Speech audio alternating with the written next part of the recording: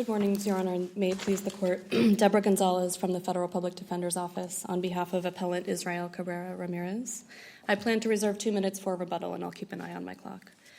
The District Court was wrong to deny Mr. Cabrera's motion to dismiss after he unfairly lost his one chance to keep his green card and was deported from his home of 30 years. Unless the Court prefers I start elsewhere, this morning I plan to first talk about Ms. Roman's ineffective assistance of counsel before the immigration judge and then turn to the matter of prejudice. When a lawful permanent resident with criminal history is applying for a discretionary grant of cancellation of removal, his testimony about his criminal history is often pivotal to the IJ's decision. It is therefore incumbent upon his attorney, meaning it is baseline practice, not best practice, but baseline practice, for that attorney to adequately prepare him to testify about that criminal history. An attorney does that by collecting the criminal history records, by understanding them, by using them to prepare her client to testify, and by bringing them to court. At the very rock bottom, an attorney in this situation has to be able to understand the rap sheet provided to her by the DHS attorney. But Ms. Roman couldn't even do that, and she didn't take these other actions either. And this all prejudiced Mr. Cabrera, whose testimony the record shows would have been more truthful and accountable had he seen these documents before his hearing. Counsel, let me interrupt you there. Didn't the IJ find him credible, though? The IJ did find him credible, Your Honor. So where's the harm? Well, the prejudice is that the IJ then used his testimony, which he did find eventually reached near the truth, to deny him cancellation of removal as a matter of discretion because of the way that he minimized and spoke about his criminal history. So it wasn't the credibility finding that's prejudicial. It's the way that the IJ was so troubled, those were his words, by the clients, by Mr. Cabrera's testimony. In preparing for today's hearing, I went back to reread the IJ's decision. One thing I think is notable, first is the IJ's words. He said, the criminal history weighed heavily against a grant, but especially when considered in conjunction with Mr. Cabrera's testimony about that criminal history. And then he spent... So I guess my question is, though, I understand, I saw and I can understand why, for example, saying, you were only convicted of a misdemeanor, you were only convicted... He wasn't. He had felony convictions. But the way he testified about, for example, that car theft, that was on him. He knew what he did. He knew his involvement. He minimized it. Same thing with his sobriety. He knew when he was, last convicted of anything to do with, drugs. So how does that part fall into his prejudice? Respectfully, Your Honor, Mr. Cabrera was testifying about 10 convictions, multiple arrests, things that happened over the course of 14 years, during which time he was using meth almost daily. And so, this was not a situation where he was testifying to, one event that had happened a month ago. This was a situation where he needed to be reminded of some of these things. And, also preparing for today, I went back and reread some of his testimony. It's very clear in the testimony, to me at least, that he was confused about a lot of things. And in particular, there were times where he testified in ways that weren't minimizing, but were actually more harmful to him. So I would point the court to ER 306, where he's testifying about his 2012 DV, domestic violence arrest. He says, quote, I served 3 months for it. I can't really recall the date, but I didn't get charged with it or convicted, as you say. This is somebody who, despite the number of convictions he had, was actually, I believe, pretty unsophisticated about these legal terms and what they meant. So he was confused about whether he served time for that. When he's discussing this issue with the BB gun, the brandishing of the false firearm, he said, quote, at ER 236, it got dismissed or down to a misdemeanor. He doesn't really understand what the difference is. The IJ and the BIA had the record. They could read what it actually was, right? Yes. And it's a pretty extensive record. Yes. Aside from counsel, I agree with you that counsel was deficient in not preparing her lawyer and I'm preparing her client well on this, but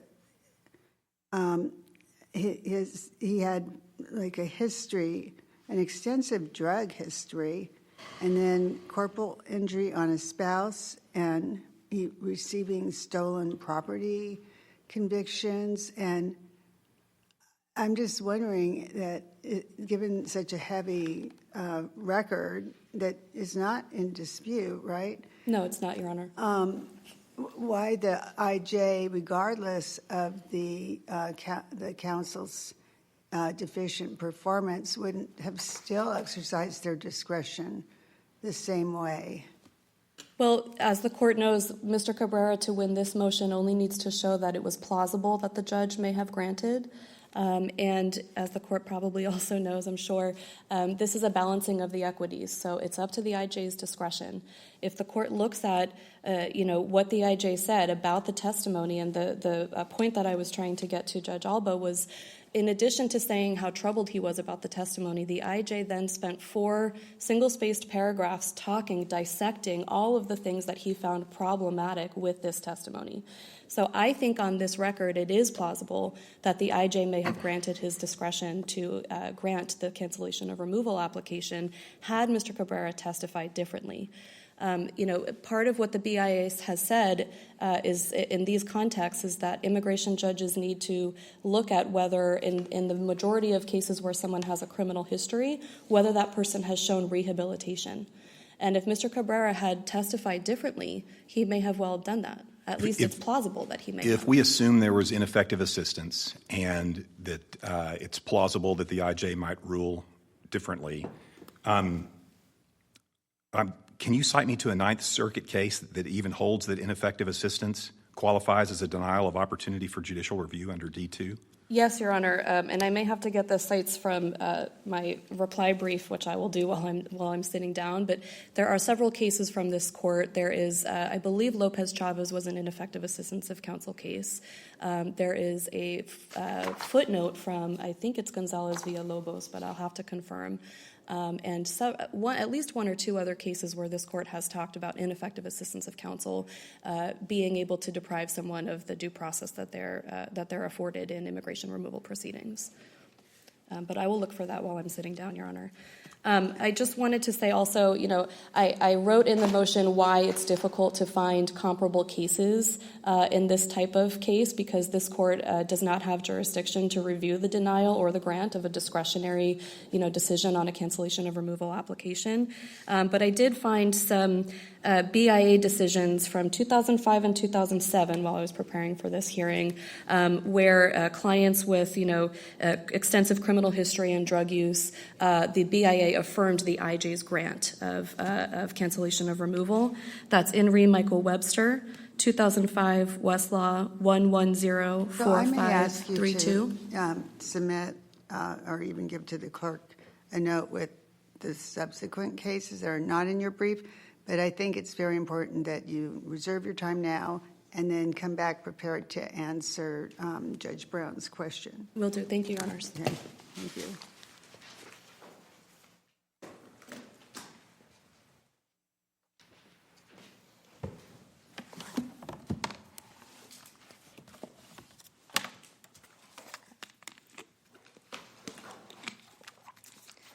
Good morning, Your Honors. May it please the Court. Amy Pomerantz on behalf of the United States. The District Court's decision in this case should be affirmed because the defendant cannot and did not satisfy the requirements necessary to prevail on his collateral attack on his 1326D charge. And I'd like to begin with D3, which is kind of the heartland of this case and what my colleague spent time talking about. So under D3, to make that showing, the defendant must prove that his due process rights were violated and that he suffered prejudice, 2 prongs. And neither is satisfied here. The due process claim here is based on IAC, as we know. And in a civil immigration proceeding, an IAC claim is governed by the 5th Amendment, not the 6th Amendment. And the question then, for our purposes, is whether the proceeding was so fundamentally unfair that he was prevented from reasonably presenting the case. And here, it was not. The record in this case shows the defendant had a full and fair opportunity to present his case. His lawyer built the case for cancellation of removal that we all agree was based on a balancing of the equities. He did not concede, or his lawyer conceded removability. There was no issue there. And they conceded that he was statutorily eligible for cancellation or removal. So at this hearing, the only issue was going to be the balancing of equities. And his lawyer built a strong case centered around his positive equities. She put a lot of evidence into the record. If you look at ER 159 and 160, that's the exhibit list. She brought on his mother to testify, his father, his brother. She called a substance abuse counselor who testified about his willingness to get treatment. She submitted letters into the record supporting his good moral character. She had defendant on the stand testify, explain the criminal charges in his own words. And when she thought that the FBI rap sheet might contain some inaccuracies, that there might be some mitigating evidence or some favorable facts that perhaps she had overlooked, what did she do? She requested the underlying arrest reports. She sought a continuance. She made sure that she had time to review them. And then she put her client back on the stand on redirect and asked him questions again. And as the IJ eventually pointed out, which I think some of your honors pointed out, the IJ ultimately found that defendant was credible. He found that based on all the testimony, let me get the exact words here, he arrived at, believe the testimony record arrived near the truth based on full questioning and the confronting reports. And so given how she handled his criminal history, the records, all of this, I don't think we can fairly say that the defendant was deprived of due process in the immigration proceedings. He had actually reasonably competent counsel. And one other point that I would like to make, going to some of Judge Wardlaw's questions about the preparation, and I think this bears a little bit of emphasis. The district court found at ER 15, made a factual finding, reviewable for clear error, that there was really no evidence that his testimony was caused by the quality of his preparation. There's no affidavit in the record, no declaration talking about how she actually prepared him, right? All we know is how he testified on the stand. And so to the extent that she found that he engaged in some sort of self-help measures to try to mitigate his own, explain away his own convictions, well, we cannot actually say on this record that any prejudice that was caused by counsel's lack of preparation, right? There's just not evidence. Would that have been the government's burden, though, to go and seek that, an affidavit like that from Ms. Roman? Or am I on the right case? From his counsel at the IJ proceeding? No, Your Honor. I mean, on a 1326 posture, defendant has the burden of satisfying all three elements of 1326D. And so it is his burden to show the counsel was deficient. What troubles me is that the issue that Judge Brown raised, which is, did any of counsel's deficient performance deprive him of the opportunity for judicial review? So pivoting to D2, because I think that is a thorny question. And let me just say that this court need not reach that in this case, because if you find there was no deficient performance, if you find there was no prejudice, we don't get there. So suppose I'm fine. Suppose we find that, okay. Defendant also cannot satisfy D2 in this case. His collateral attack fails, and here's why. I think it's helpful to situate this in the statutory language. So what D2 says exactly is that the deportation proceedings at which the order was issued improperly deprived him of the opportunity for judicial review. And so the operative phrases here are, first, he has to be improperly deprived of the opportunity, and importantly, satisfaction of D2 requires a structural deprivation. It requires a procedural defect, right? The proceedings themselves have to be what deprived him of any opportunity for judicial review. And so to the extent that his argument is that any IAC at the IJ level automatically sort of forecloses the opportunity for judicial review, well, that cannot be right for a couple reasons. Number one, that argument runs headlong into Palomar-Santiago and Portillo-Gonzalez. That's this disguised excusal argument. Essentially what we're saying is that if that was right, if any IAC at the IJ level could foreclose judicial review, then all you'd have to show is IAC at the IJ level, right? That would collapse D2 and D3 in contravention of Palomar-Santiago, essentially resurrect that pre-excusal case law under a different name. It's also wrong as a matter of substantive immigration law, because IAC at the IJ level does not necessarily by itself foreclose judicial review. There's mechanisms. I mean, of course, this court knows that. This court has adjudicated, there's a whole body of case law adjudicating IAC claims in immigration proceedings. So the fact that there was some IAC is not enough to satisfy D2. And to put a finer point on this, Your Honors, it's not that IAC at the IJ level can never satisfy D2, but the point is that it comes down to causation and it comes down to the mechanism. You have to ask, how did this error deprive him of the opportunity of judicial review? So if there was an error that went to the appellate process, then that might, theoretically, there might be a narrow circumstances where IAC could potentially satisfy D2, but it certainly does not here based on the claims alleged.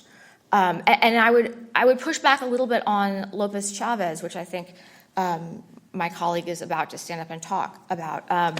Lopez-Chavez is certainly good law with respect to its D3 holding, but it is arguably not good law anymore following Palomar-Santiago as the D2 holding, because essentially the court found fundamental unfairness under D3 and said, well, for the same reasons the IAC foreclosed judicial review under administrative review under D1 and D2. And that sort of excusal language is what Palomar-Santiago forbids. Now, it may be that on the specific facts of Lopez-Chavez, there were certain procedural quirks of that case that maybe on a better, had the record been made a little bit differently below, maybe there would be a cognizable deprivation of the opportunity for judicial review in that case. But again, the IAC, for that to be cognizable as a D2, to satisfy D2, it has to be a procedural defect. The proceedings themselves have to be what foreclose the opportunity for judicial review. And this case here, it's really not even close. Certainly the criminal history-based sort of IAC claims don't satisfy D2 for the reasons I've discussed. They advanced some argument of how, his lawyer didn't file an appellate brief to the Ninth Circuit, but that also cannot satisfy D2 for several reasons. Number one, well, we know he had the opportunity. Why? Because he filed a petition himself. Like, the opportunity was there. He started to take it. And the fact that he didn't follow through and file the brief, well, that's not a D2. That doesn't satisfy D2. And to the extent that, even if there was IAC in that if his counsel had told him she was going to file an appellate brief and she didn't, which, to be clear, is not supported by this record, and I would advise the court to go back and look at ER 72. That's not even what he says. There's no evidence she was even supposed to be representing him on appeal. But even if that was IAC, it still wouldn't satisfy, maybe it would satisfy D3, it wouldn't satisfy D2 though. Why? Because there wasn't a defect in the removal proceedings, right? The IAC was sort of some separate misadvisal about appellate rights that happened outside the removal proceedings. The removal proceedings are key. And if you can, this isn't just my interpretation. This is what defense counsel actually takes a similar position in looking at the language of the statute. I'm looking at ER 446, right? This is a brief defense counsel filed below where they write, the text focuses on the deportation proceedings themselves and asks of those proceedings whether they improperly deprived the defendant, of the opportunity for meaningful judicial review. That's from their side. So we all agree that what forecloses the opportunity for judicial review has to be the proceedings themselves. In this case, they did not. In this case, defendant Mr. Cabrera Ramirez received due process. There was no prejudice. The IJ made a thorough, detailed analysis. It balanced the equities, and ultimately it concluded that, the adverse factors, his immutable criminal history that, to be clear, wouldn't have changed regardless of how long he was prepared. The criminal history is what it is. His record is what it is. It was serious. It was escalating. No amount of better testimony or characterizedly different would have changed his criminal record. And ultimately, the IJ found that the positive equities maybe weren't as positive as they first appeared on close inspection. Counsel, you're a minute over your Oh, time. I apologize, Your Honor. Thank you. I respectfully would ask the court to affirm. Thank you for your time. Thank you.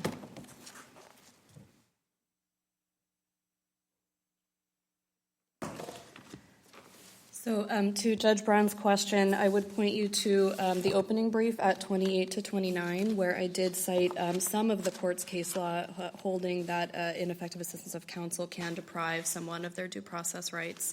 I think that's well established, starting with Lopez-Chavez, or ending with Lopez-Chavez, Derringer, X-Rel, Volkova versus Reno, as well as Gonzalez Villalobos, Your Honor. Where are you pointing us to in the opening brief? Page 28 to 29 of the opening brief, Your Honor. Okay.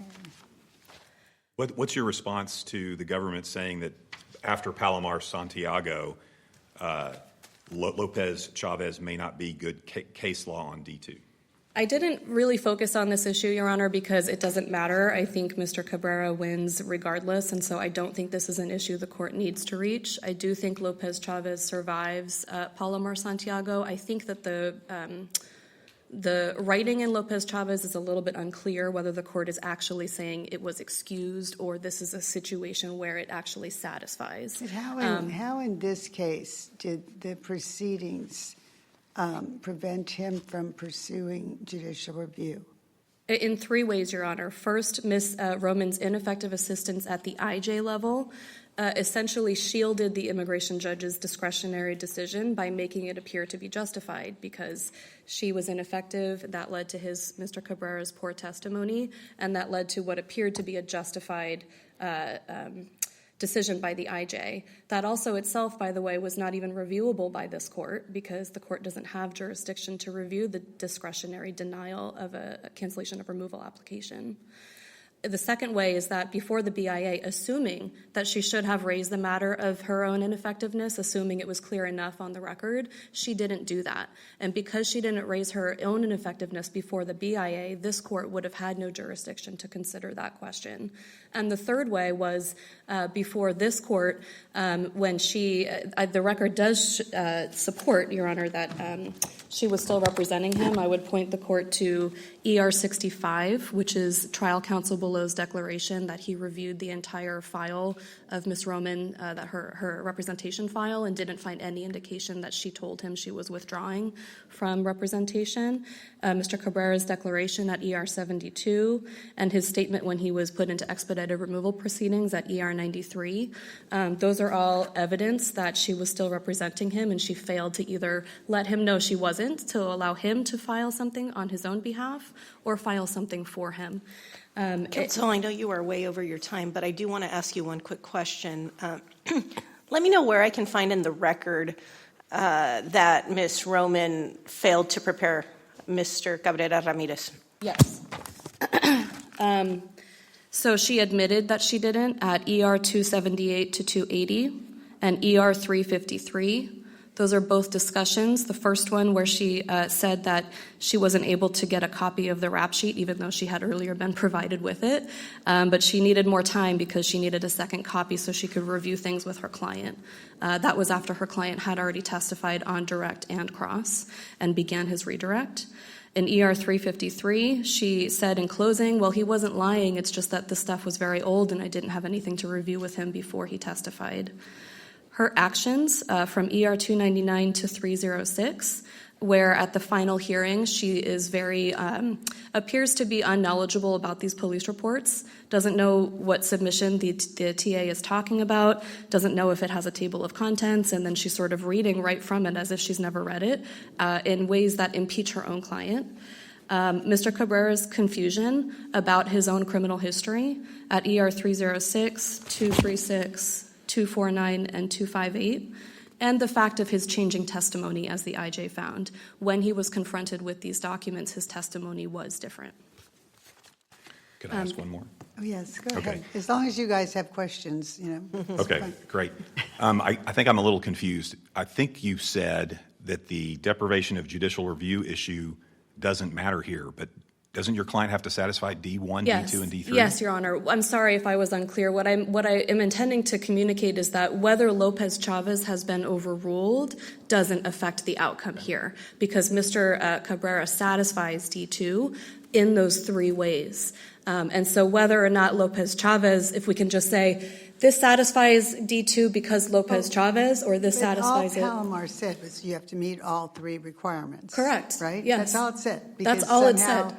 Yes. Our court had been merging 2 and 3. Exactly. So that's not a big deal. That's in the statute. It's not a sea change or anything. So you're saying because of that, Lopez remains good law because it does address all three. I believe Lopez Chavez does. I think there's some rumblings, and there's a unpublished decision from this court from a few months ago where they think it doesn't.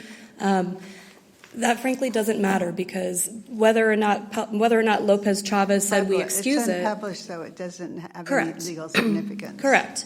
And whether or not Lopez Chavez does excuse it or not, Mr. Cabrera has satisfied it here. Yeah, and I think that's what we have to focus on. Yes, Your Honor.